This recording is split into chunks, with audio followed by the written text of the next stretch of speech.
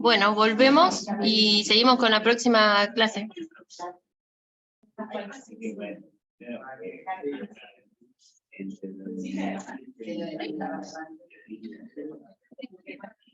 Hola, ¿me escuchan? Buenas, hola a todos los que están allá en Zoom. Díganos si escuchan bien o hay algo que haya que ajustar. Sí, se escucha. Se escucha bien. Perfecto. Bueno, vamos a arrancar. Arrancamos. Hoy vamos a hablar de la respuesta de la vegetación al manejo, ¿sí? Para comprender cómo responde la vegetación a los distintos manejos que nosotros podemos hacer, hay que entender cómo es la dinámica de la vegetación a nuestros pastizales, ¿sí? Como ustedes saben, las comunidades que existen actualmente en nuestros pastizales no son las mismas que estaban hace un montón de años atrás, lo que son consecuencias de un proceso dinámico y evolutivo de muchos años, que comenzó con el proceso de formación del suelo. Este proceso, ¿sí?, que describe esta evolución de la estructura de las comunidades en el tiempo, se denomina sucesión. Y no solo describe esta evolución, sino describe también cómo se ensamblan, ¿sí?, las distintas poblaciones de las distintas especies en una comunidad y cómo se ordenan y se organizan esas comunidades en un paisaje, ¿sí? Bueno, nosotros partimos, ¿sí?, de un sustrato virgen, un sustrato que puede ser una arena, que puede ser una roca desnuda, ¿sí?, que no tiene una comunidad preexistente, una comunidad vegetal preexistente. En ese sustrato es colonizado por organismos de vida simple, como pueden ser bacterias, hongos, musgos, que van conformando el suelo, ¿sí?, y dejándolo más apto para el arribo de otras especies que son de rápido crecimiento, como son las especies anuales, ¿sí? Una vez que se empieza a formar el suelo, vienen las especies anuales, ¿sí? Estas especies también modifican el suelo, van aportando materia orgánica, ¿sí?, y lo hacen favorable para otras especies, que son las especies perennes, que son más estables, pero que tienen mayores requerimientos, ¿sí? Requieren más nutrientes, requieren más agua. Pero como tienen mayor habilidad competitiva, poco a poco van desplazando a las especies anuales, ¿sí? Luego, cuando vemos este marrón oscuro, esto que se ve acá, es el suelo, vieron que al principio era una capa muy delgada, y se fue profundizando, ¿sí? Quiere decir que el suelo se va haciendo más profundo, va teniendo más materia orgánica, va teniendo más estructura. Este suelo más enriquecido es propicio para el arribo de arbustos y de árboles, ¿sí? Entonces terminaríamos en una comunidad en donde van coexistiendo, ¿sí?, en distinta proporción, todas estas especies que fueron llegando. Bueno, la teoría sucesional clásica, ¿sí?, o la teoría de Clemens, nos habla de una comunidad vegetal, una comunidad clímax, ¿sí?, que está en equilibrio con el clima local, ¿sí?, y que le da equilibrio al sistema. Y le da estabilidad al sistema, ¿sí? Entonces, pero para llegar a ella, ¿sí?, hacia ella va a tender el proceso sucesional. O sea, va a ser la última comunidad a la que vayamos a llegar.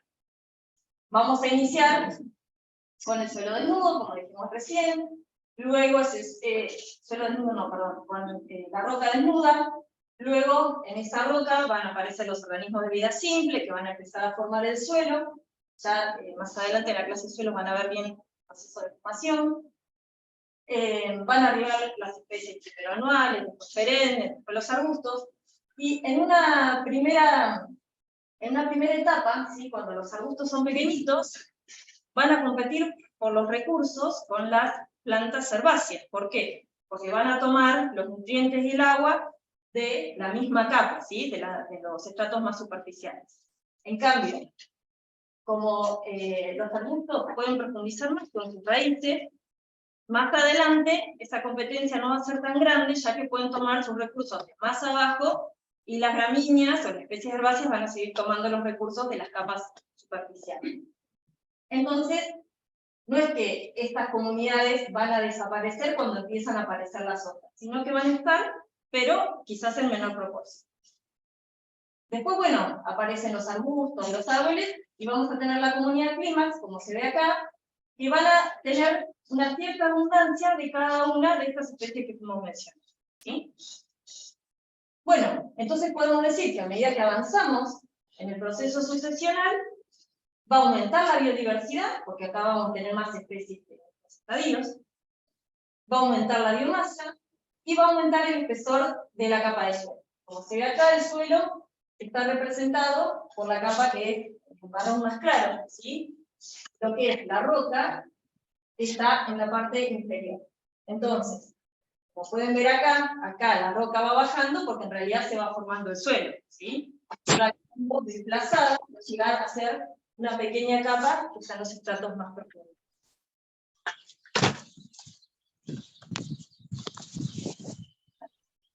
Vamos a tener, por un lado, especies pioneras, ¿sí? Que son las especies que primero arriban y que pertenecen a etapas sucesionales tempranas, ¿sí?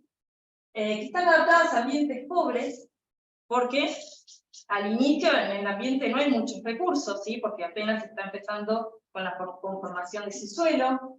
Van a ser menos competitivas porque en realidad no tienen con quién competir por los recursos.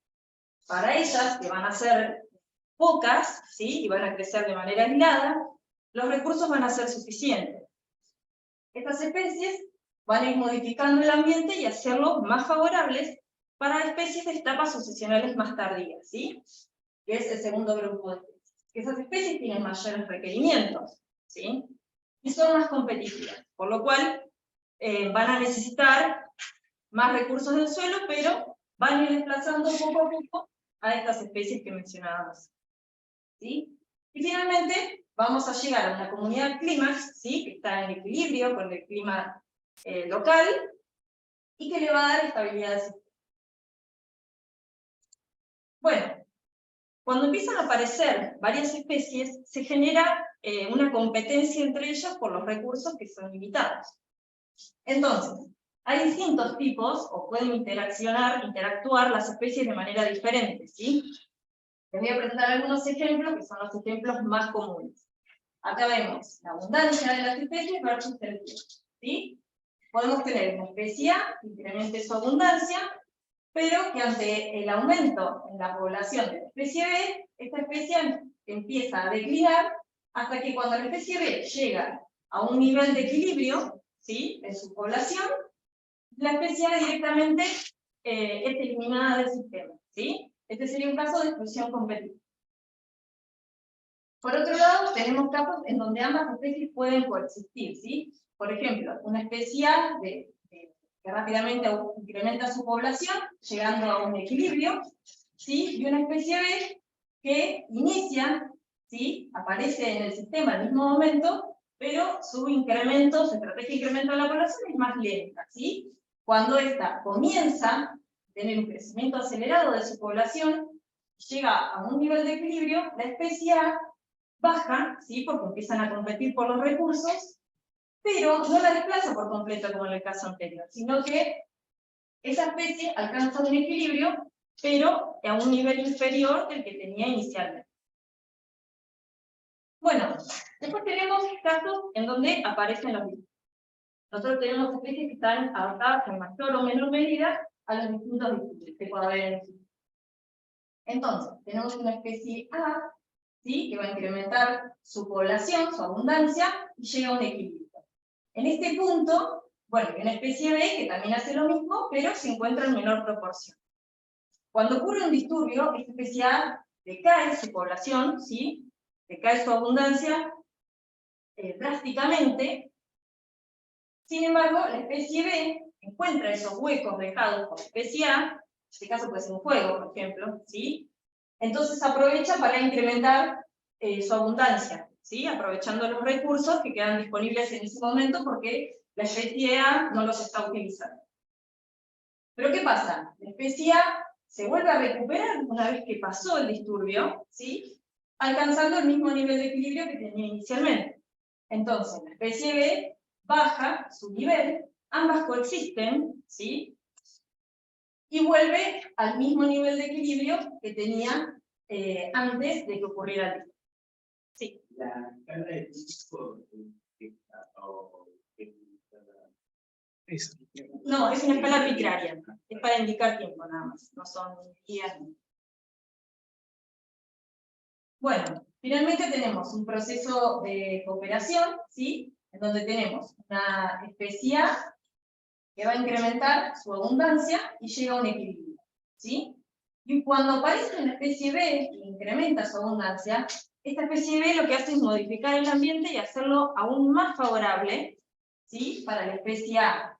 Entonces, esta especie ayuda a que se incremente la abundancia de la otra especie, ¿sí? Ella llega a un equilibrio inferior al que tiene la otra especie. Bueno,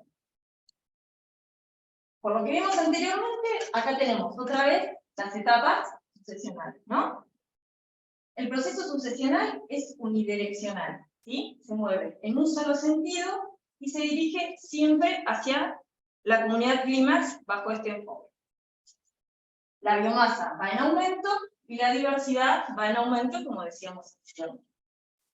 Al comienzo, en los estadios sucesionales más tempranos, existe un proceso de facilitación, es decir, que en cada etapa, los organismos que arriban modifican el ambiente haciéndolo más favorable para otras especies que para ellas mismas, ¿sí? Pero en la medida que nosotros avanzamos en los estadios sucesionales, ¿qué ocurre? Empieza a incrementarse la competencia porque los recursos empiezan a ser limitados, porque hay muchas especies dentro de la misma comunidad vegetal. ¿Sí? Bien. Ahora bien, ¿qué pasa cuando se degrada, ¿sí? Esta comunidad que habíamos llegado al clímax? Lo que ocurre, según esta teoría, es que el sistema entra en retrogresión. O sea, se dirige en el sentido contrario, pero no existe, para esta teoría, un abanico de posibilidades hasta donde se puede dirigir el sistema, ¿sí? O sea, ante la presencia de un evento que ocasiona degradación, los sistemas sí o sí se pueden mover hacia acá, sí o sí se puede mover hacia acá, y en cada una de esas etapas va a estar conformada, ¿sí? La comunidad por las especies que se encuentran en este estadio o en este estadio. Es una limitante que tiene, ¿no? Bien, tenemos dos tipos de sucesión. Tenemos por un lado la sucesión primaria y por el otro lado la sucesión secundaria. ¿En qué se diferencian ambos? En el momento de inicio, ¿sí? El inicio, en el caso de la sucesión primaria, ocurre en áreas vírgenes, ¿sí? Sin historia previa de presencia de organismos. Por lo tanto, no vamos a tener productividad en ese momento, porque tenemos la roca desnuda o arena. En el caso de la sucesión secundaria, vamos a tener el suelo formado, ¿sí? Y va a ocurrir un disturbio. Y ese disturbio va a eliminar, ¿sí? Elimina la comunidad preexistente. Es decir, ya había una comunidad establecida, ocurrió un disturbio, fue un pastoreo, y ahí empieza ¿cómo se llaman? Los procesos sucesionales, ¿sí? El reemplazo de especies.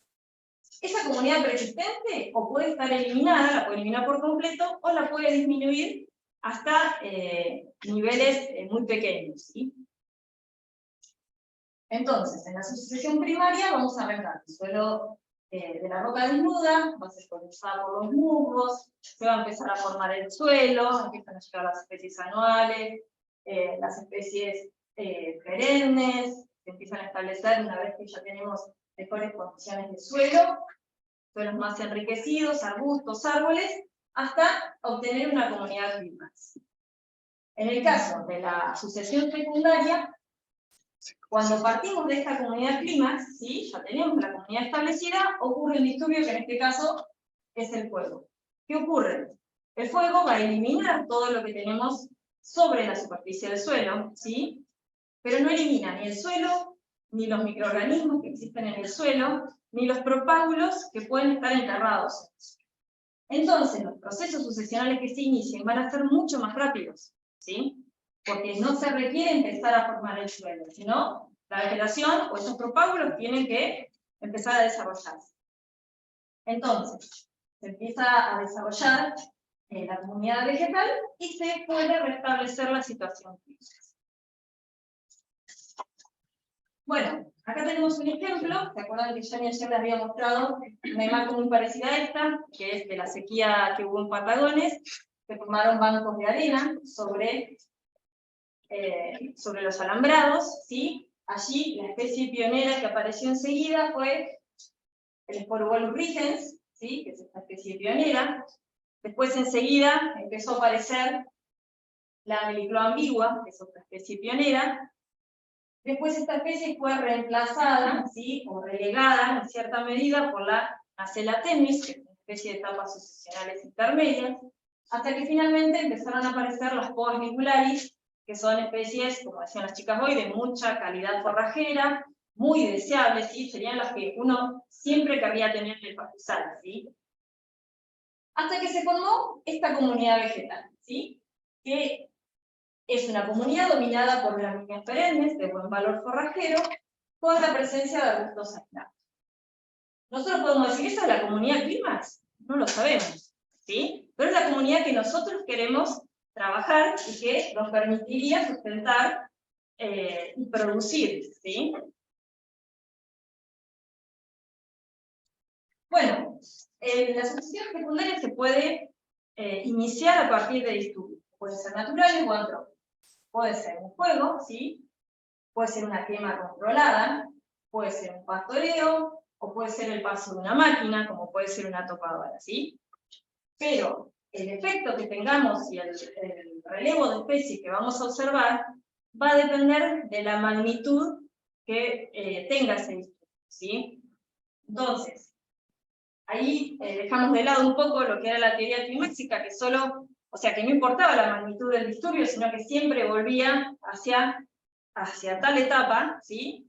Sino que acá, en realidad, lo que realmente ocurre es que en función de la frecuencia con la que yo voy a pastorear, o de la intensidad con la que voy a pastorear, es distinto el efecto que yo voy a ocasionar sobre el sistema. Bueno, y a manera de un poco de resumir lo que dijimos recién, nosotros, bajo determinadas condiciones climáticas del ambiente, cuando ocurre un disturbio, ¿sí? Un pastoreo, un fuego o un desmonte, en función de esta magnitud, va a ser distinto el efecto que vamos a tener sobre el sistema, ¿sí? Va a afectar la estructura de las comunidades, ¿sí? Hay especies que van a ser más tolerantes a los disturbios, y hay especies que van a desaparecer en presencia de disturbios, por lo tanto puede haber un relevamiento de especies, puede haber un cambio de la especie que yo tenía inicialmente en el pastizal. Esto va a hacer que la producción de biomasa aérea del sistema me cambie, ¿sí?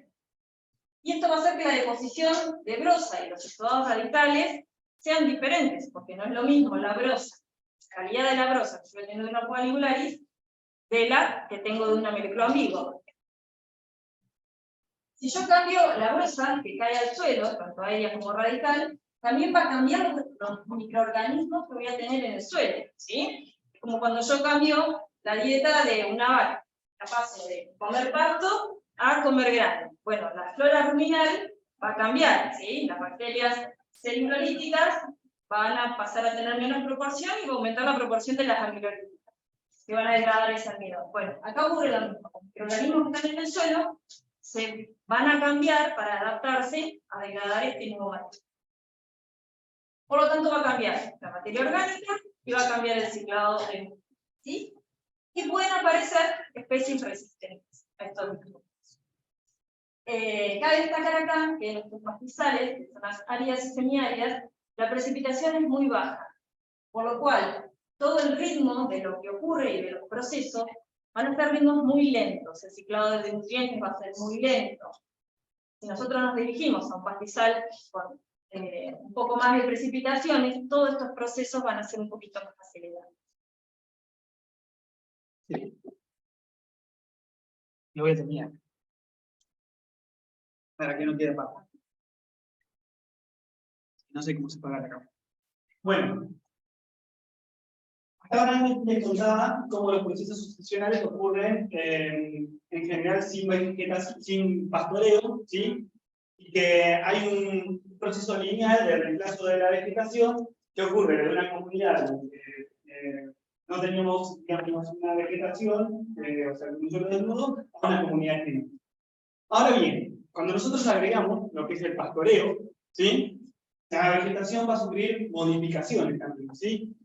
En este modelo, digamos, que describe cómo se mueve la vegetación o la comunidad de esa vegetación, hablamos siempre de una condición de vegetación que debería estar de acuerdo a lo que nosotros nos proponemos para el manejo, ¿sí? ¿Por qué? Porque hoy hablamos que la comunidad climática por ahí está dominada por especies leñosas que no tienen valor por género, ¿sí? Pero por ahí, si nos vamos al otro extremo, en la comunidad que se iniciaría, tampoco tendríamos especies que tengan buen valor por género o que aporten forraje en cantidad y digamos, de manera estable en el tiempo a los animales. Entonces, ¿cuáles son los factores que influyen sobre la modificación de la comunidad vegetal? Son, bueno, la ocurrencia de precipitaciones. Si las precipitaciones son abundantes, van a hacer que la tendencia de ese pastizal se vaya a una condición mejor, ¿sí? Hacia una climática. Si ocurren sequías, va a pasar algo contrario, ¿sí? O sea, la condición va a empeorar. Si nosotros lo que hacemos es aumentar mucho la presión de pastoreo, vamos a ir a una condición peor. Pero lo que tampoco tenemos que evitar, o sea, lo que tendríamos que evitar también es llegar a una condición clímax, que seguramente, o quizás no la conozcamos, pero puede ser que esa comunidad clímax no aporte forraje, como decíamos hoy, de calidad para eso. A mí me gusta un poco contarlo esto con una historia, que seguramente muchos pastizales de la región ocurrieron. ¿Sí? Si nosotros pensamos, no sé si se me escucha los que están en Zoom, porque estoy un poco lejos. Sí, se escucha. Si nosotros lo pensamos como una historia, si ustedes van a los libros de historia y ven cómo estaban formados estos pastizales naturales antes de que llegaran los españoles y trajeran el ganado doméstico, van a ver que estaban formados por un paisaje ensamblado por distintos tipos de vegetación, ¿sí? Y en ese paisaje, los herbívoros, que eran estos, que tenemos acá, que eran los herbívoros nativos, que en general no eran herbívoros de gran tamaño corporal, entonces la cantidad de forraje que necesitaban esos herbívoros no era tan grande. Los herbívoros estos se movían en el paisaje libremente, porque tampoco había alambrados, ¿sí? Buscando las comunidades vegetales que le aportaban la mayor cantidad de nutrientes. ¿Y qué pasaba? Muchas veces, los herbívoros se movían, muchas veces volvían a pastorear, digamos, los recursos, los pastizales, que ya estaban pastoreados. ¿Por qué? Porque ellos preferían comer los rebrotes de esas plantas que son más nutritivos que una planta que está toda rebrotada y seca, como la que mostrábamos ayer en las diapositivas. ¿Y qué es lo que pasa por ahí en muchos agropíos que los que pueden tener ustedes? Por ejemplo, si ustedes van a una pastura de agropío, pueden tener matas secas, ¿sí? Y matas que son siempre pastoreadas. Los animales siempre buscan volver a pastorear esas plantas pastoreadas, y a las plantas no pastoreadas las dejan relegadas, ¿sí? Bueno, a nivel de paisaje, esto pasa igual, ¿sí? Entonces los animales siempre volvían a pastorear esos sitios que estaban siendo pastoreados, y los sitios no pastoreados los evitaban. Indefectiblemente, una vez que esos sitios acumulaban mucho combustible, esos pastizales se quemaban, ¿sí? Y el rebrote de esas plantas sí eran buscados por los herbívoros nativos, entonces cambiaban de sitio en el paisaje para pastorear. Además de todo esto, la población de herbívoros, ¿sí? Claramente estarían regulados por sus depredadores naturales, ¿sí? En este caso, el depredador más importante de la región era el puma. En el caso de las hormigas, serían arañas, o más al norte capaz que unos hormigueros. Pero bueno, estas poblaciones de herbívoros están reguladas por sus propios depredadores. Entonces, si nosotros, les dije que el pastoreo estaba relacionado estrechamente con una dinámica entre el pastoreo y el fuego en las comunidades vegetales, y si vemos, los animales siempre prefieren hacer uso de los sitios que fueron recientemente quemados, ¿sí?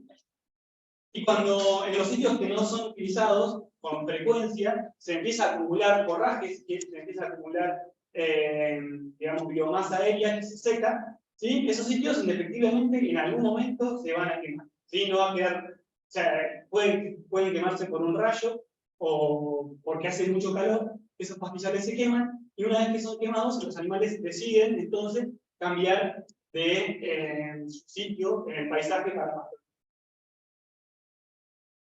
Entonces, una cosa así, como las que se ven en las fotos, serían las que veíamos en los pastizales naturales de nuestra región, antes de que llegáramos nosotros con los herbívoros domésticos, donde tenemos una gran cantidad de especies forrajeras perennes, en este caso es un pastizal de Cubalibularis, ¿sí? Y algunas leñosas aisladas, algunas de porte bien arbóreo, y algunos arbustos, o como en la foto de acá arriba, donde predominan flechillas, ¿sí? Con algunas especies leñosas.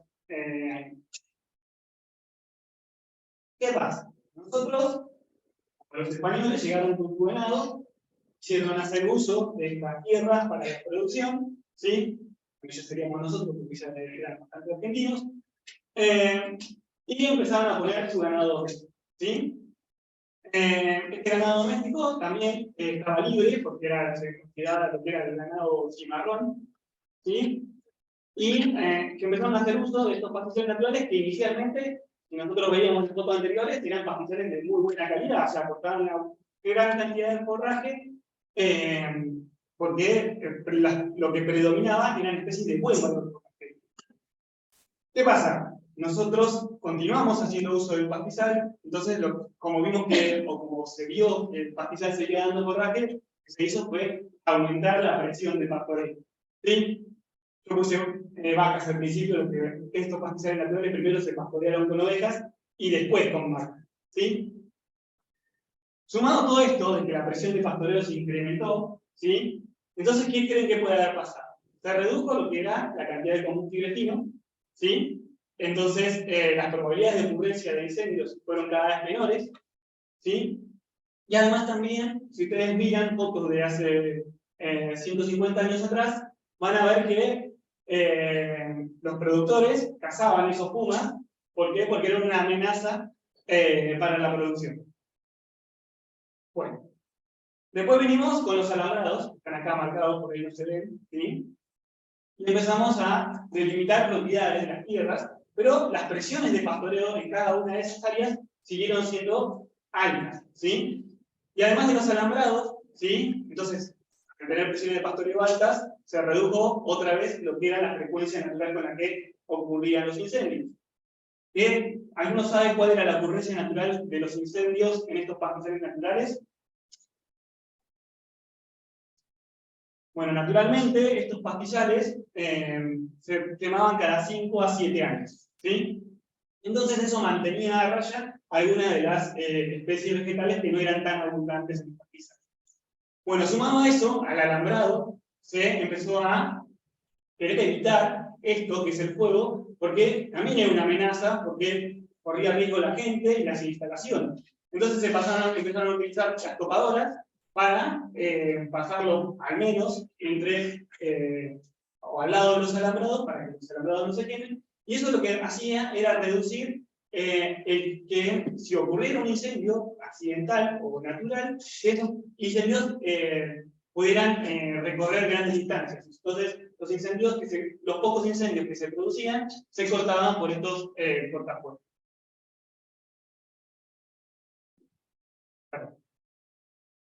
Entonces, cuando nosotros arrancamos, vinimos con nuestro ganado doméstico y pensamos a tener una comunidad vegetal integrada por una gran cantidad de especies, en su mayoría de buen valor forrajero, ¿sí? Nosotros al aumentar la presión de pastoreo, hicimos que muchas de estas especies redujeran mucho su densidad, ¿sí? Y su cobertura, y empiezan a abundar otras que no tenían tanto valor forrajero, como por ejemplo las leñosas y las pastas. Bien, nosotros continuamos haciendo uso o un sobreuso del pastizal, ¿sí? Y lo que empezó a pasar es que la presión de pastoreo sobre las pocas especies forrajeras que fueron quedando fue cada vez mayor. Entonces, esta pequeña que está ahí, que era esta que está acá, empiezan a ser pastoreadas y empiezan a ser utilizadas y cada vez más se van viendo debilitadas, con lo que conlleva a lo que hablábamos ayer, que estas plantas entonces van a perder vigor y se van a empezar a seguir perdiendo en el pastizal, porque ya se empezaron a perder desde el principio. Entonces pasamos de una condición de mucha riqueza de especies a una condición de una menor riqueza de especies, ¿sí? Dominado por especies que tienen escaso valor forrajero. Y en muchos casos pasa lo que se ve en esta imagen, donde la comunidad que tenemos hoy en muchos pastizales naturales son pastizales dominados por especies leñosas, ¿sí? Lo poco que hay, lo cual también influye sobre la accesibilidad al forraje por parte de los animales, y lo que conforma el estrato herbáceo en general son pajas, ¿sí? Como por ejemplo, hoy hablaban iba a decir mi nombre vulgar, es de Nacella tenuísima, ¿sí? O de Caraballo, o de Amilocleo ambigua, o de, vamos a decir, de las pajas en general. Y lo única por ahí productividad, o el único forraje que pueden producir estos pastizales es cuando llueve y empiezan a aparecer lo que son los alpiguerillos o los mercados.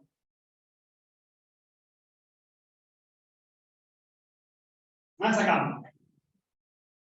Entonces, nosotros partimos de una comunidad más o menos conformada de esta manera, donde está dominado principalmente por gramíneas forrajeras perennes, ¿sí? Con algunas leñosas aisladas. Esto te mata el parque.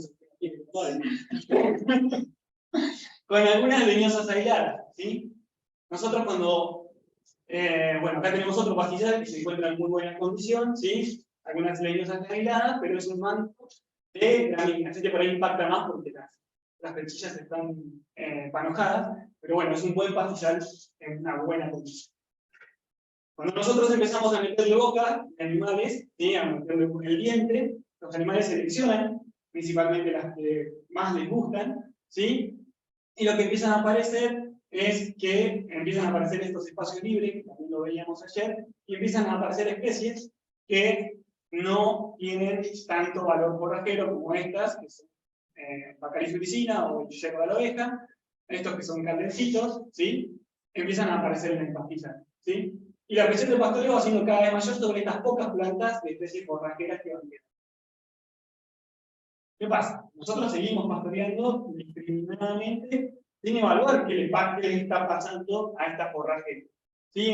Entonces empezamos a tener condiciones como esta, ¿sí? Donde prácticamente el suelo o las especies que tenían valor forrajero se perdieron de este pastizal, ¿sí? Y lo que empiezan a predominar, particularmente en este caso, son especies leñosas, ¿sí? Que no aportan volumen a la dieta de los animales, y lo poco que pueden llegar a aportar es quizás algún caldén que tira de una chaucha, el animal a fines del verano se pueda comer, ¿sí? También podemos tener condiciones como esta, donde la cantidad de leñosas es tan grande que la accesibilidad, por más que haya pasto acá abajo de este monte, la accesibilidad hacia ese forraje se ve muy reducida. O cosas como esta, donde el sobrepastoreo hizo que quede mucha cantidad de suelo desnudo, en el único lugar donde hay suelo, digamos, en buena condición, y donde se pueden establecer algunas plantas es debajo de las especies leñosas, que están además protegidas del pastoreo, y la posibilidad de que se establezca alguna planta en estos espacios que están con suelo desnudo es bastante baja, ¿sí? Entonces, si nosotros, otra vez repetimos lo de ayer, si nosotros hacemos una sobreutilización del pastizal, vamos a generar cambios en la vegetación que vaya a una vegetación menos útil para el ganado, o cuestiones como esta, donde la productividad del pastizal se ve reducida porque no hay plantas que produzcan forraje. Esto está recontra estudiado y hay libros acerca de esto. Yo ya les conté, esto fue la historia, pero en la mayoría de los pastizales naturales esto es lo que ocurre, ¿sí? Acá tenemos la presión de pastoreo, con la vaquita chiquitita, pocas vacas, muchas vacas, y fíjense cómo la comunidad, que es esto, que está con esta línea entera acá, cómo la comunidad va siendo afectada por los procesos de pastoreo, ¿sí? En la medida que la presión de pastoreo aumenta, Este pastizal, que puede estar dominado por especies de gramíneas altas consideramos a Ovalimularis, que le contaron, Nacella clarastri, que es la flechilla grande, también puede ser mesiana. Son pastos nativos que tienen macollos grandes y lo que le ofrecen al animal es un bocado grande, o sea, un tamaño de bocado muy, muy grande. Entonces, por eso es que el animal principalmente las busca, ¿sí? Serían las más deseables tener en el pastizal. Si nosotros aumentamos la presión de pastoreo, esas plantas se van a perder y son reemplazadas por gramíneas de un poco menor tamaño, ¿sí? Que tienen macollos chicos, por ejemplo, la flechilla fina, ¿sí? La Nacella artenuis, o las flechillas negras como la que toqué en una costa de mesa. Me puedo equivocar con los nombres, por ahí digo los nombres, ¿sí? Pero me pueden corregir, no tengo problema. Bien, fíjense que a medida que nosotros aumentamos la presión de pastoreo, como también va disminuyendo las frecuencias con las que ocurren los fuegos, ¿sí? Si nosotros seguimos aumentando la presión de pastoreo, empieza a aparecer una situación C, donde empiezan a aparecer lo que son las especies anuales, ¿sí? Y es de esta situación C, que sería como un punto de quiebre, ¿sí? En el cual volver hacia atrás a una condición un poco mejor de pastos bajos o pastos altos es bastante fácil. Ya pasada esta situación C hacia la derecha, cuesta muchísimo más, ¿sí? Entonces, seguimos aumentando la presión de pastoreo y lo que empieza a pasar es, se reduce la frecuencia con la que ocurren los incendios, empiezan a aparecer las especies leñosas, ¿sí? Aumentamos la presión de pastoreo, siguen apareciendo especies leñosas, y lo único que mantenía a raya, digamos, esas especies leñosas es la ocurrencia de incendios, ¿sí? Y al disminuir la ocurrencia de incendios, la probabilidad de ocurrencia de leñosas empieza a aumentar, ¿sí? Empieza a aumentar hasta transformar este pastizal abierto que teníamos inicialmente a un arbustal, ¿sí? Donde este pastizal está dominado por especies leñosas. Y volver hacia atrás, ¿sí? Para poder lograr otra vez una comunidad dominada por especies de buen valor forrajero, es muy costoso. Puede ser costoso en términos energéticos, porque por ejemplo yo necesitaría, por ejemplo, pasar una topadora acá, cual tampoco es económicamente viable, o en términos de tiempo humano, ¿sí? A ver, yo tengo una pregunta que les podría hacer. ¿Por qué, si dijo Pancho que lo que mantiene a raya el establecimiento de las leñosas es el fuego, ¿por qué no harían un fuego para volver hacia atrás de esa condición que les muestra ahí? ¿Por qué no se podría hacer un fuego para volver hacia atrás en esa condición? Exacto, porque ahí en ese momento, ¿sí? No tenemos combustible. Hay que tener no solo cantidad de combustible, sino continuidad en el combustible como para que el fuego corra y pueda tener algún efecto sobre las especies leñosas. ¿Sí? No quiere decir que no se queme, porque cuando tenemos una condición así, se puede quemar, pero se quema en condiciones tan extremas que son peligrosas, ¿sí? Peligrosas para las personas y para las instalaciones. Esto generalmente se quema cuando en enero con 40 grados a la sombra y con 60 kilómetros de viento, ¿sí? Perdón, otro comentario, me parece que es que también una vez que uno perdió las matas, esas perennes, ponerle que uno pudiera quemar, además de este riesgo, uno no tiene de dónde semillas para que vuelvan estas especies, tampoco van a volver esas forrajeras perennes. Y por ahí en la zona donde ustedes trabajan, que es hacia, de todo el sudoeste, digamos, hacia el sur y hacia el oeste, ¿no? ¿Estoy estudiando? No, está bien. Esa es la situación, ¿no? El problema va hacia la utilización, más hacia el norte del sudeste, que es el límite con la Pampa, digamos, o sea, lo que es Pampa Austral, la pérdida de esas especies, ahí no hay un problema de utilización, pero sí hay un problema de no reversibilidad, de pérdida de forrajeras perennes, cuando hay procesos de agricultura que después se abandonan los lotes porque no dan agrícolamente, y se queda un rastrojo lleno de anuales, que ni siquiera son gramíneas anuales, ni siquiera son de valor forrajero a veces. Entonces es lo mismo de los distintos estados alternativos, cambian a lo largo del sudeste, pero está en común esto de la pérdida de las forrajeras perennes. Exacto. Además, en algunos casos, por ejemplo, en una postada, en campos cercanos a una postada, el reemplazo por la agriculturización ocurre hacia especies como la tricótoma. Ustedes pasan tipo en noviembre, diciembre y ven todo rosado de tricótoma. ¿Por qué? Porque son especies que no forrajeras, que estaban en el banco de semillas y obviamente hicieron un pulso de germinación y crecieron todas juntas. Los animales nunca se las comen. Generalmente nunca se las comen, salvo que uno los obligue con estas presiones. Bien, cuando nosotros evaluamos la condición de ese pastizal, ¿sí? Tenemos que ver cuál es la proporción de especies que nos aportan forraje y cuál es la proporción de especies que no nos están brindando forraje de calidad.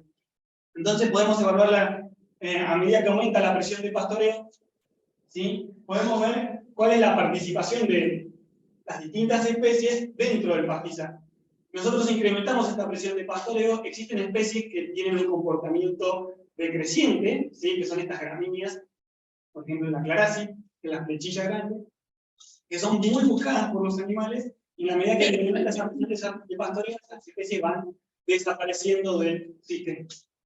Después tenemos especies que tienen un comportamiento creciente, que son estas que serían las B, que podrían ser las pajas, ¿sí? Que empiezan a incrementar su abundancia cuando las otras, las especies decrecientes, son pastoreadas, ¿sí? Empiezan a incrementar su abundancia hasta un punto en el cual la cantidad de especies forrajeras valiosas empieza a disminuir, y obviamente los animales no tienen otra cosa que comer, entonces en un momento empiezan a también desaparecer, ¿sí?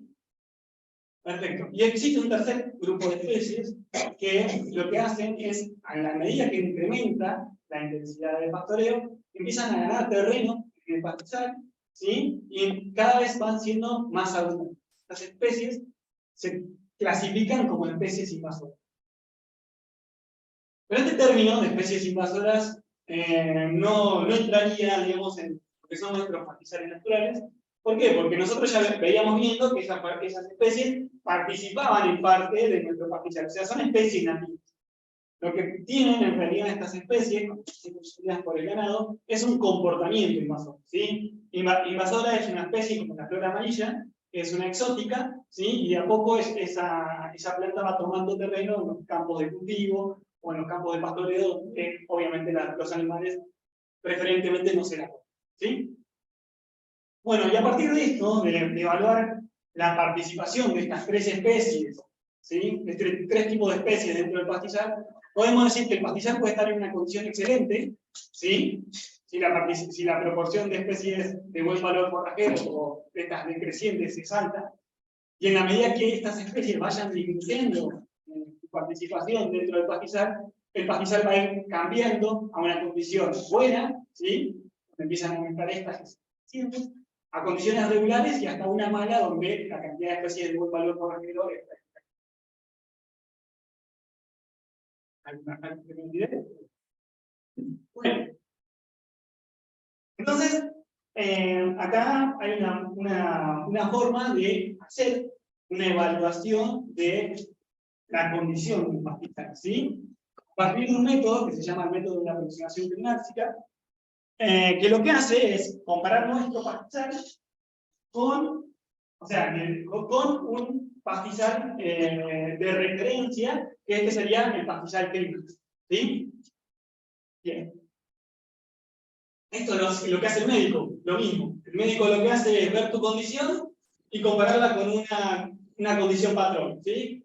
Me compara a mí con Messi, por ejemplo. Bueno, esto es lo mismo. Bueno, entonces lo que hacemos es hacer un relevamiento de especies, ¿sí? Tanto del pastizal en una situación clímax y la que tengamos nosotros en el pastizal, ¿sí? Y lo que vemos es qué tan similar es este pastizal en cada una de estas especies que participan dentro de la comunidad. No es que hay que hacer una resta, no es que hay que hacer una multiplicación, sino es ver la similitud que existe entre el pastizal en la condición climáxica y la condición que nosotros vemos en el pastizal. Entonces lo que hay que poner es el valor inferior, digamos, de la presencia de cada una de estas especies.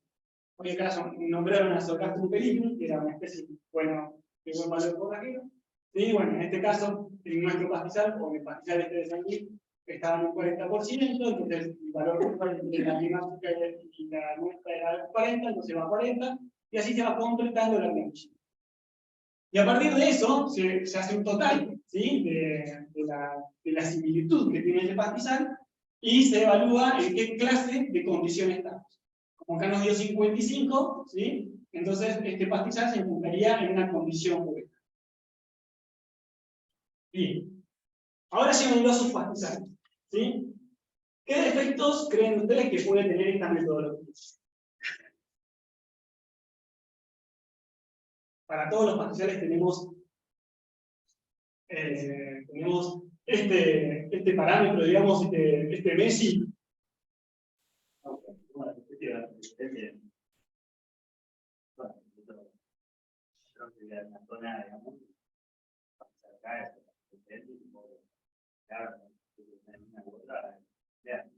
Exacto. Cada pastizal, cada región va a tener una vegetación climática típica y va a ser muy distinto lo difícil es encontrar una situación sin pastoreo que nos permita definir esta condición de clímax. ¿Sí? Número 2, quizás la condición de clímax no sea la más apropiada para lo que es la producción animal. ¿Sí? Entonces, si yo tengo una condición de clímax que está dominado por especies leñosas y lo que crece debajo no aporta volumen de forraje para los animales, quizá esa no es la condición que yo más quiero para lo que es la producción animal. Pero sí ecológicamente acá. ¿Sí? Perfecto. Bien, seguimos. Este es el modelo. Esta es otra forma de evaluar la condición de pastizal natural, ¿sí? Y es un modelo de estados y transiciones. Lo importante acá es que tenemos distintos estados de vegetación, ¿sí? Y las transiciones están dadas por ocurrencia de eventos que pueden ser disturbios, y estos disturbios pueden ser muy diferentes en los distintos pastizales. Entonces, para los distintos pastizales, habría que hacer un modelo de este tipo para relevar cómo se modifica la vegetación. Por ejemplo, este es para el sur del Catenal, que seguramente va a ser muy distinto de la cuenca del Salado, por ejemplo, donde uno de los disturbios es la inundación. En este caso, los disturbios principales, ¿sí? Son el fuego y el pastoreo, y obviamente los disturbios van a estar influenciados por las precipitaciones, porque van a acelerar o a demorar los procesos que ocurren. ¿Sí? Entonces, en general, si nosotros partimos de un estado 1, ¿sí? Vamos a ver que ese estado 1 está dominado por gramíneas estas de porte alto que aportaban buena cantidad de forraje que tenía evocado a los animales, ¿sí? Ese sería el estado ideal, ¿sí? Que si nosotros aumentamos la presión de pastoreo o empezamos a pastorear inadecuadamente, podemos pasar a una situación 2, donde empiezan a aparecer gramíneas de porte más bajo, como lechilla negra y lechilla piña, pero siguen siendo, obviamente, especies de buen valor forrajero, ¿sí? Capaz que no aportan tanto volumen por unidad de bocado como estas otras, pero siguen siendo un buen pastizal. Ahora, si nosotros en cualquiera de estos dos estados aumentamos mucho la presión de pastoreo, lo que ocurre es que podemos transformar este pastizal en un pastizal dominado por especies de gramíneas de escaso valor forrajero, como las pajas.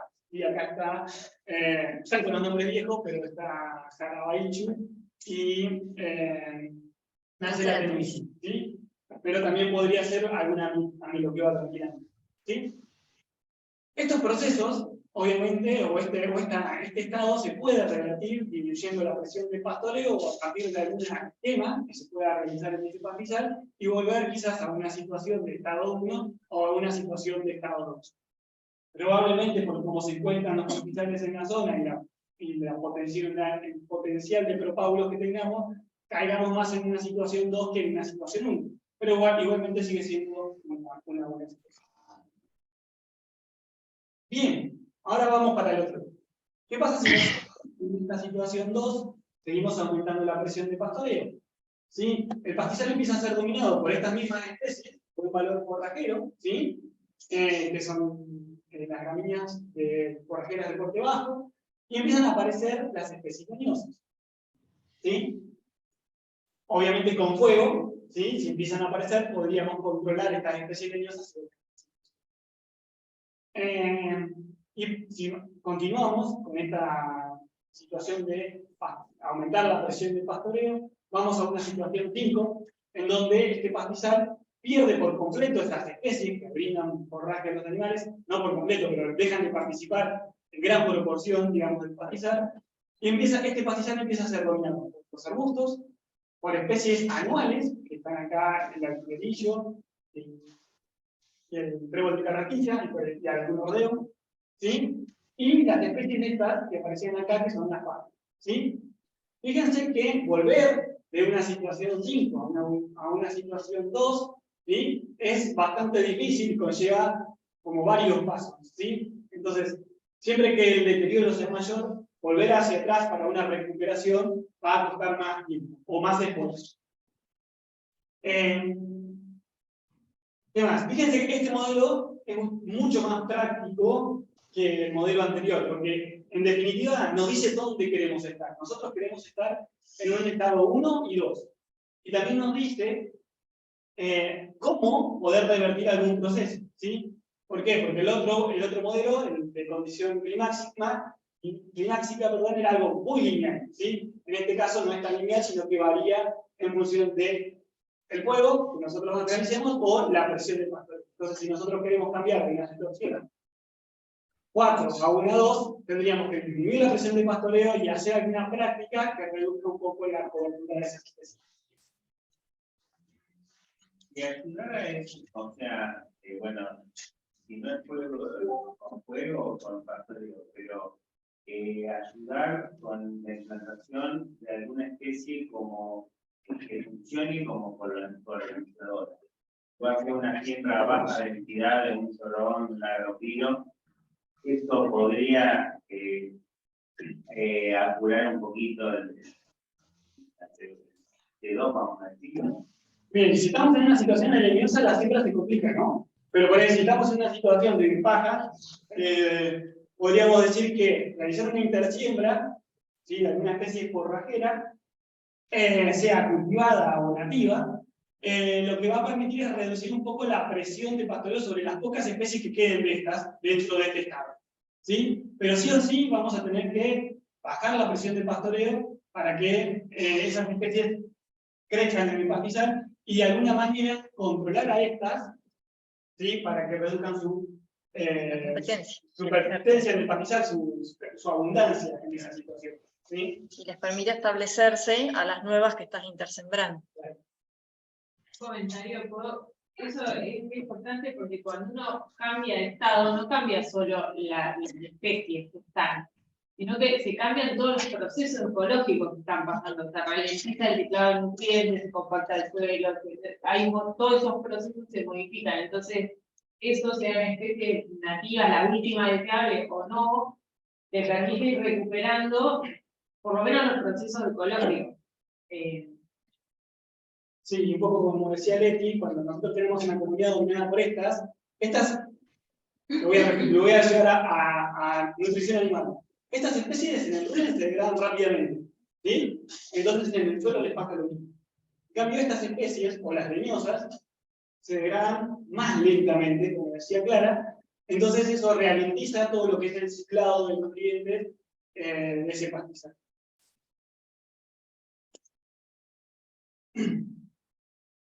Seguimos. Si tienen dudas, pueden preguntar, yo no tengo. Bueno, otra forma de evaluar la condición del pastizal o cómo estamos es evaluar la condición y la tendencia. ¿Qué es esto? Es obviamente ver cómo estamos de salud hoy, ¿sí? La foto actual de cómo estamos hoy de salud y cómo va a reaccionar en función de cómo nos estemos comportando. Entonces, esto es lo mismo otra vez que hace el médico. El médico nos manda a chequear determinados parámetros de nuestro estado de salud, por ejemplo, mira el colesterol, mira los triglicéridos, mira los glóbulos rojos, etc. Y lo que hace es decir, bueno, vos estás en una determinada condición, ¿sí? Porque él compara con valores estándar. y lo que hace después es hacerte una entrevista, ¿sí? Entonces, a través de esa entrevista, lo que hace es, bueno, ver si podés recuperar alguno de esos valores con los que te podés estar portando mal. Ahora, si yo me porto, si tengo una buena condición, porque tengo bien mi colesterol, mi triglicéridos y lo que sea, y yo me porto mal 5 días de la semana, como asado 4 días de la semana, como vino, hago alguna práctica que me corresponde, o no hago deporte, ¿sí? Todo eso va a hacer que mi tendencia no sea buena. Entonces, acá en el pastizal pasa exactamente lo mismo. Yo para evaluar la condición del pastizal, o sea, la foto de cómo está hoy el pastizal, lo que hago es evaluar estos parámetros. Composición florística, somos los más molestos del mundo, pero es importante que sepan reconocer las especies que tienen presentes en sus pastizales naturales, y además de reconocerlas, saber su importancia, ¿sí? Si son forrajeras o no forrajeras. Eso es una cuestión importante. Además, tampoco son tantas, que en general no van a encontrar más de 15 especies en su pastizal, así que se las pueden encontrar. Determinar la cobertura de estas especies, de las especies que componen el pastizal, el vigor de las plantas, si existe mantillo y si existen signos de erosión, ¿sí? Esos son los parámetros que nosotros debemos evaluar para ver la foto de lo que vemos hoy. Y a esto lo tenemos que acompañar de mediciones, ¿sí? O estimaciones de tendencia del pastizal, ¿sí? Ver si existe establecimiento de nuevas plantas, ¿sí? Si hay establecimiento de plantas de buenas forrajeras, entonces la tendencia sería buena. Si hay establecimiento de leñosas, y la tendencia ya no sería tan.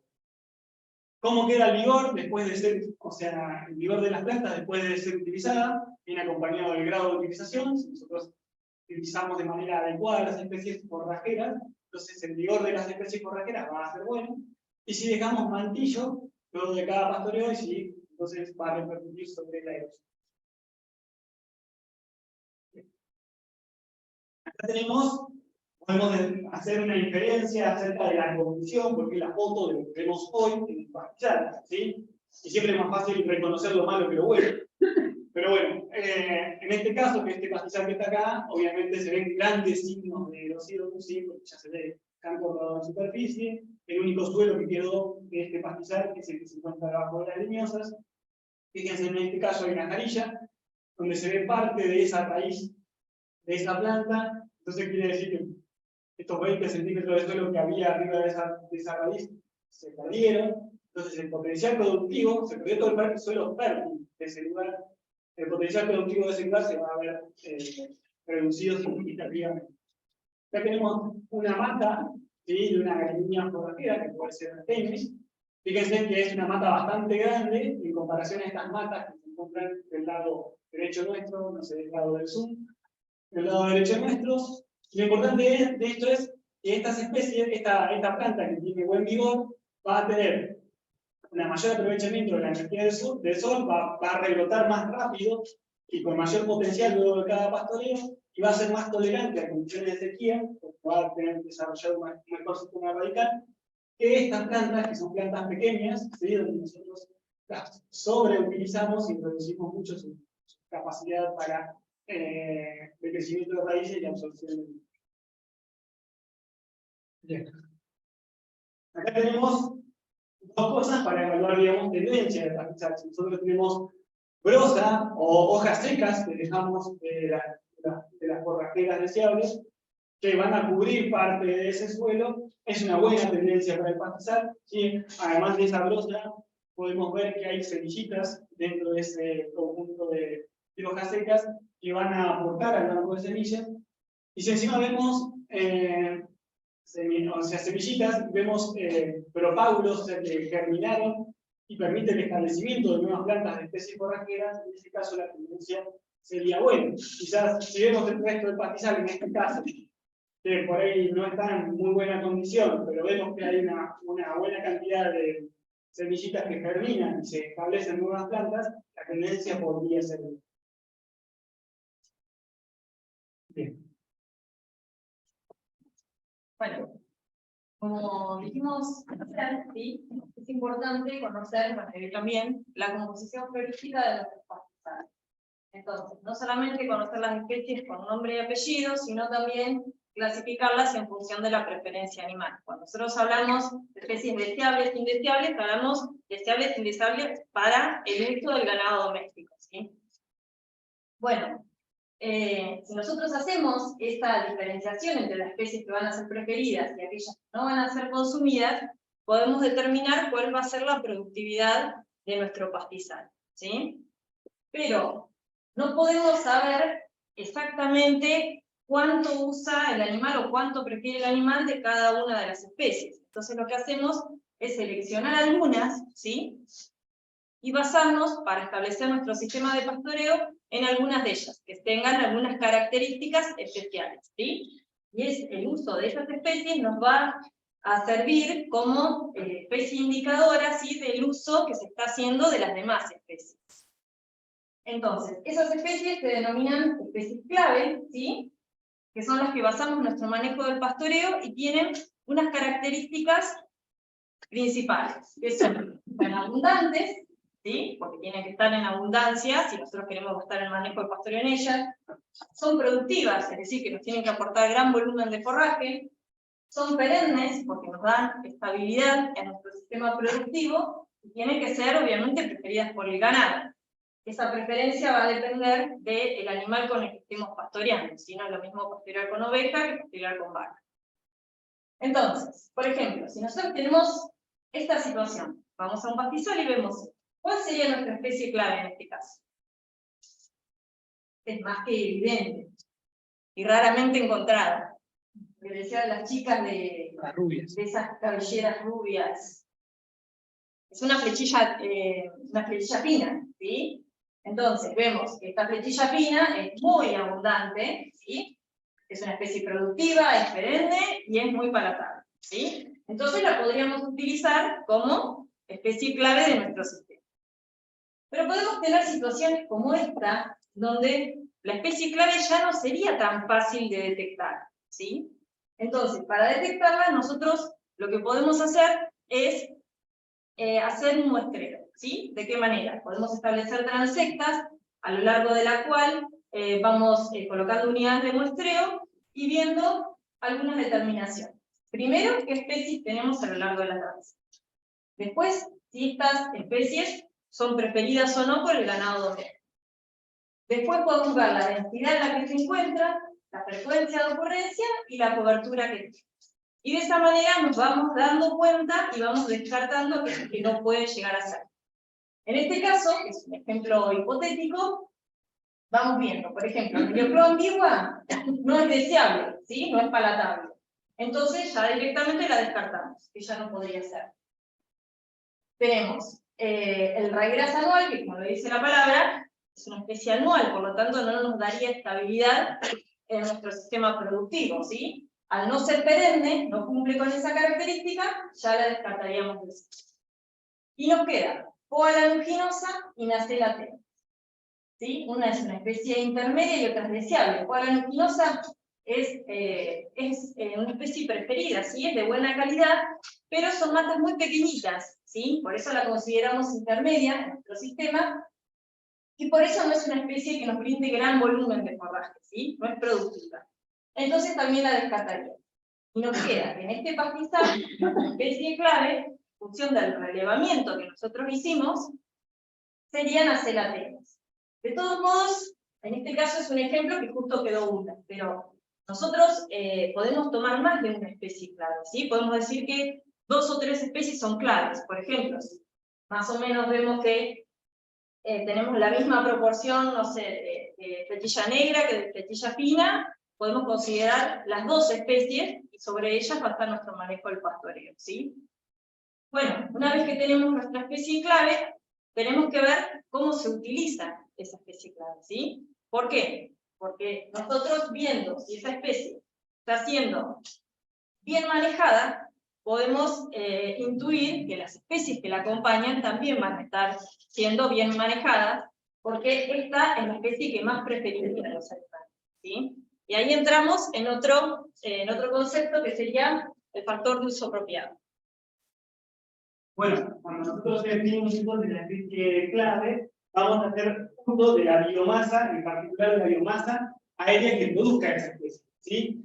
Entonces, nosotros definimos como factor de uso apropiado al consumo, ¿sí? de la biomasa, digamos, de una cantidad de biomasa de esta planta que no influiría, ¿sí? O que no impactaría negativamente en la producción, reproducción y la longevidad de las plantas, ¿sí? Entonces, cuando hacemos evaluaciones de carga animal, debemos tener en cuenta cuánto produce nuestra especie clave, ¿sí? Y además, este factor de uso apropiado, que obviamente nos va a reducir a una determinada cantidad, que puede ser el 50%, la cantidad de forraje total que nosotros habíamos calculado inicialmente. ¿Por qué nosotros hablamos de un 50%? En general, podemos hacer, si nosotros hacemos un uso del 50% de la biomasa aérea que crece una planta, ¿sí? Que produce una planta por año o por ciclo de crecimiento, en realidad le estaríamos permitiendo que quede área foliar remanente, ¿sí? Y estaríamos impactando en menor medida en el sistema radical. Cuando nosotros pastoreamos alrededor del 50% de la biomasa aérea, ¿sí? Prácticamente no se ven afectadas las raíces. Y entonces, en estos sistemas, donde las precipitaciones son una limitante, pero también, las plantas pastoreadas a este nivel podrían seguir tomando nutrientes del suelo sin problema. Ahora, si nosotros exigimos un poco más esas plantas y las pastoreamos en un 70%, no se quiere decir que les estamos dejando un remanente de 30, para mí es más fácil decir que les estamos dejando un menor remanente. ¿Qué va a pasar con esta planta? ¿Sí? Esta planta va a detener su crecimiento radical, ¿sí? Para reponer, ¿sí? Como vimos en la clase pasada, el tejido foliar. Entonces, acá dice, en este estudio hablaba de 17 días, no va a haber crecimiento de raíces. Entonces, ante un déficit hídrico, esta planta se va a ver más afectada que esta. Y si nosotros somos aún más exigentes con la despolización, ¿sí? Nos consumimos el 90% de la biomasa aérea, o sea, dejamos solo 10 centímetros, dejamos 1 centímetro de planta, digamos, y un 10% y dejamos 1 centímetro de planta, que es lo que generalmente suele pasar, el 100% de las raíces detienen su crecimiento, ¿sí? Durante 17 días. Y esto, en definitiva, es lo que hace perder el vigor a las plantas forrajeras perennes, ¿sí? Que son las especies clave que nosotros consideramos en nuestro país. Y a la larga, esto también conlleva a que haya un recambio de especies, hacia una condición de un pastizal de menor productividad, porque es invadido por especies no forrajeras. Bueno, finalmente, algunas consideraciones finales. Hay autores que dicen que, bueno, el manejo de pastizales se puede considerar como el manejo de la sucesión secundaria, que no estarían muy construidos, porque en realidad nosotros partimos de un disturbio discreto, un evento discreto de defoliación, que en función de su magnitud, ¿sí? Nos va a ocasionar distintos movimientos, ¿sí? De las comunidades vegetales hacia un sentido u otro, en función de la magnitud, ¿sí? O sea, podemos ir hacia una condición buena si el pastoreo fue adecuado, o si el pastoreo fue muy intenso, nos va a llevar a obtener a futuro un pastizal en mala condición, ¿sí? La tendencia va a ser negativa. Por lo tanto, es importante hacer una correcta interpretación del estado de salud actual del pastizal y evaluar no solo eso, sino la tendencia, hacia dónde se dirige el sistema. Como les contó Pancho hoy, hay distintos parámetros que se miden y que de esa manera podemos, a través de la observación, ¿sí? Porque son todas estimaciones, nosotros podemos ver hacia dónde vamos, si estamos haciendo bien las cosas o si estamos haciendo mal las cosas. Y de esta manera, intentar revertir el proceso en el caso que notemos que ya empiezan a haber signos de erosión o un reemplazo de especies indeseables, ¿sí? Que las especies indeseables empiezan a reemplazar a las especies deseables, ¿sí? Estamos yendo por un mal camino y estamos todavía en condiciones de poder revertirlo, no esperar a que sea demasiado tarde, que ya cuando yo voy y veo el estado de salud del pastizal, ya es un ajustar, ¿sí? Bueno, finalmente... Y en función de todo esto, hay que adecuar el manejo en función a los objetivos que uno tenga para este sistema productivo, ¿sí? Diagnosticamos en función de condiciones y tendencias, y en función de los objetivos que nosotros tengamos para ese pastizal, ¿sí? O para ese potrero, lo que hay que hacer es evaluar cuál es la intensidad y la frecuencia de pastoreo adecuada para ese potrero, ¿sí? Permitirle a las plantas esas forrajeras de buen valor forrajero que permitan que produzcan semillas, ¿sí? Para que aumenten su densidad en el pastizal, ¿sí? Que así entonces a futuro ir mejorándolo de a poco, ¿sí? Y en el caso de este necesario hay que planificar la realización de alguna estrategia de manejo que permita mejorar esta condición en la que estamos. ¿Sí? Por ejemplo, nosotros decidimos hacer una quema, esa herramienta de mejora requiere una planificación previa, porque para poder quemar, ya lo van a ver en la próxima clase con Daniel, para poder quemar hay que acumular combustible, entonces ese lote no lo vamos a tener disponible para los animales, y una vez que ese potrero se queme, vamos a tener que esperar a que esas plantas rebroten para poder volver a ingresar con los animales. Así que bueno, me quedé pensando en que la inteligencia artificial por suerte no nos va a reemplazar. Bueno, muchas gracias.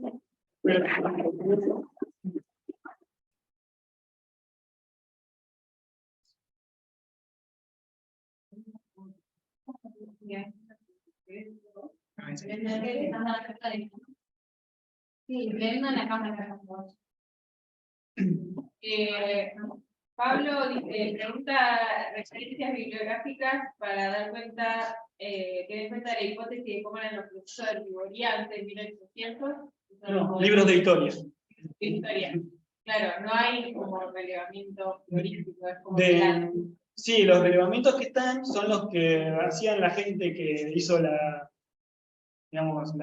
campaña del desierto, que llevaban gente que hacían relevamientos, y son datos históricos, no son datos cuantificables, digamos, pero yo una vuelta escuché una charla de León que hablaba de cómo hablaba de esto, de la historia de los pastizales naturales en nuestra región. Y a partir de ahí, bueno, después que decidí armar este encuentro con datos más históricos que por ahí de relevamiento. La otra pregunta era...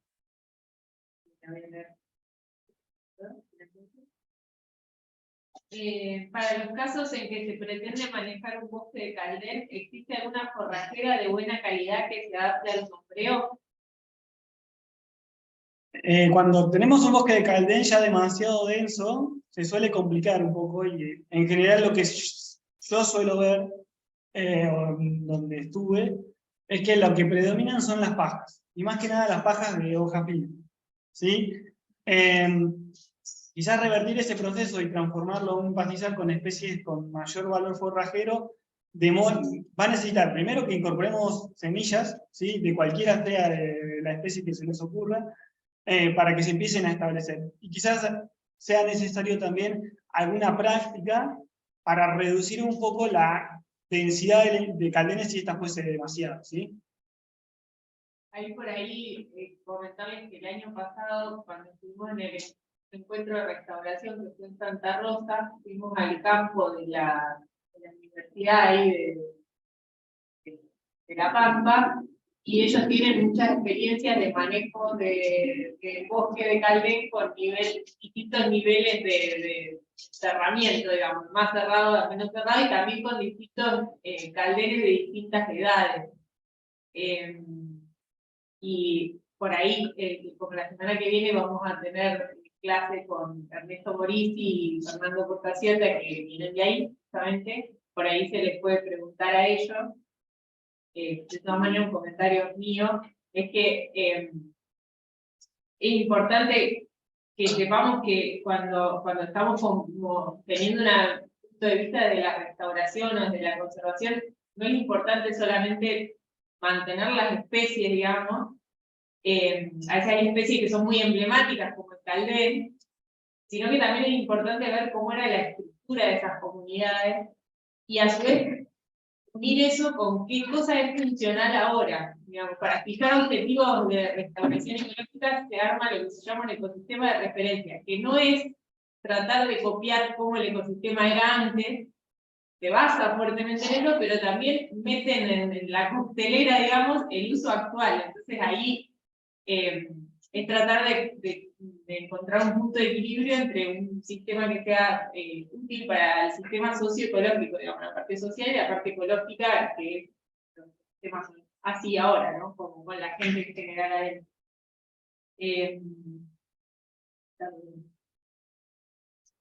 Hay dos que son medio parecidas, que dicen, en los pastizales de referencia, ¿cómo es que se establece si ya se encuentra en un estado de clima? Sería mediante la riqueza específica y la abundancia de cada especie. La otra que me parecía dice, no me queda claro cómo se define un pastizal en estadio clima para poder hacer las comparaciones con los pastizales sucesionales y estimar la condición. Si asumimos que todos los pastizales están sujetos a disturbio de manera cíclica, herbivoría. Bien, en general no vamos a encontrar un pastizal en una condición clímax a nivel regional. ¿Sí? Es raro, salvo que tengamos un potrero demasiado grande, que tenga una aguada en una punta de ese potrero, y en el extremo opuesto podamos encontrar, digamos, un relicto de un pastizal como era, digamos, de antaño. Claro, que nunca haya sido, nunca hayan ingresado los animales a ese sistema. Si el fuego es un disturbio en nuestra zona, el fuego es un disturbio bajo el cual evolucionaron las especies, ¿sí? Entonces, las especies que hubieran estado en ese momento y que están actualmente, van a estar adaptadas a ese disturbio. Eso no sería lo preocupante. Lo preocupante es que en su momento antes, donde se establecieron las comunidades, el pastoreo, que sí es un disturbio antrópico, no existía. Entonces, es localizar ese sitio donde no hubiera habido pastoreo desde hace muchísimos años, ¿no? Por eso es una crítica al modelo climáxico, porque es prácticamente imposible encontrar sitios como ese. Intenten armarse en estados y transiciones o hacerse el ojo de evaluar condición y tendencia, que creo que es mucho más práctico. Sí, y es más útil porque es más real y vos podés hacer un manejo sustentable, ¿sí? Sin dañar el recurso. ¿Dónde es algún elemento que encontrar algo de pastizal tampoco había sido tratado por las condiciones que justamente afectarían o determinado tipo de riesgo que estaría también otra diferencia que sería. Sí, aparte quizás no sea el pastizal que vos quieras o que vos necesites en este momento, porque vos tenés que pensar que no estás bajo condiciones de una reserva, sino que el productor quiere utilizar ese recurso, o sea, cuidar el ambiente, ¿sí? No dañarlo, o sea, que ese recurso sea productivo y la producción sea sostenible en el tiempo, hacer un uso adecuado para que hoy lo podamos utilizar y que el día de mañana también se pueda utilizar, ¿sí?